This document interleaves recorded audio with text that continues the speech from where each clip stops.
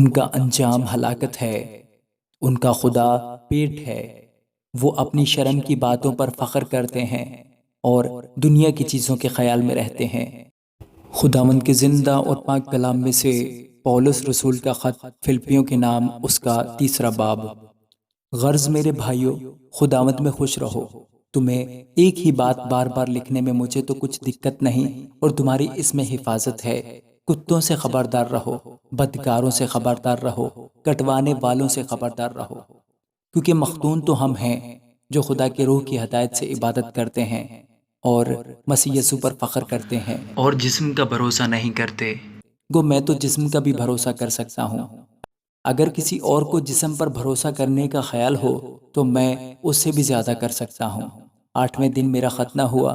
اسرائیل کی قوم اور بنیامین کے قبیلے کا ہوں، عبرانیوں کا عبرانی، شریعت کے اعتبار سے فریسی ہوں، جوش کے اعتبار سے کلیسیا کا ستانے والا، شریعت کی راست بازی کے اعتبار سے بے عیب تھا۔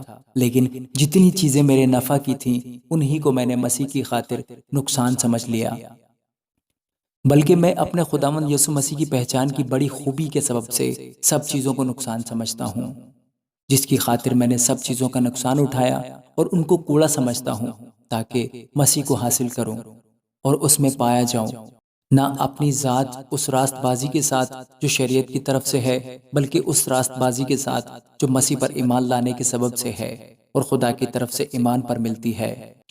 اور میں اس کو اور اس کے جی اٹھنے کی قدرت کو اور اس کے ساتھ دکھوں میں شریک ہونے کو معلوم کروں اور اس کی موت سے مشابہت پیدا کروں، تاکہ کسی طرح مردوں میں سے جی اٹھنے کے درجہ تک پہنچوں۔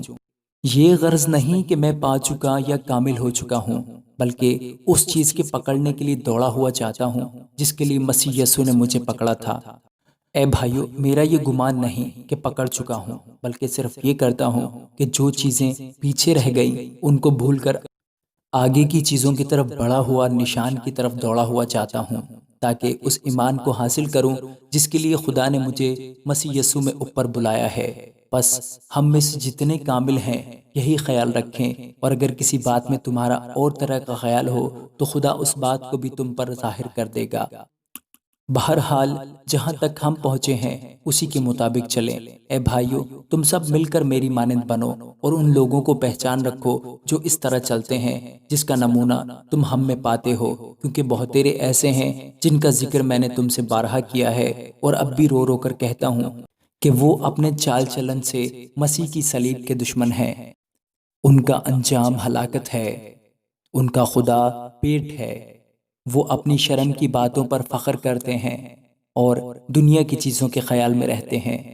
مگر ہمارا وطن آسمان پر ہے، اور ہم ایک منجی یعنی خداوند یسوع مسیح کے وہاں سے آنے کے انتظار میں ہیں۔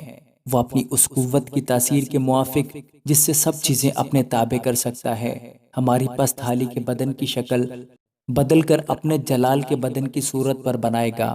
آمین۔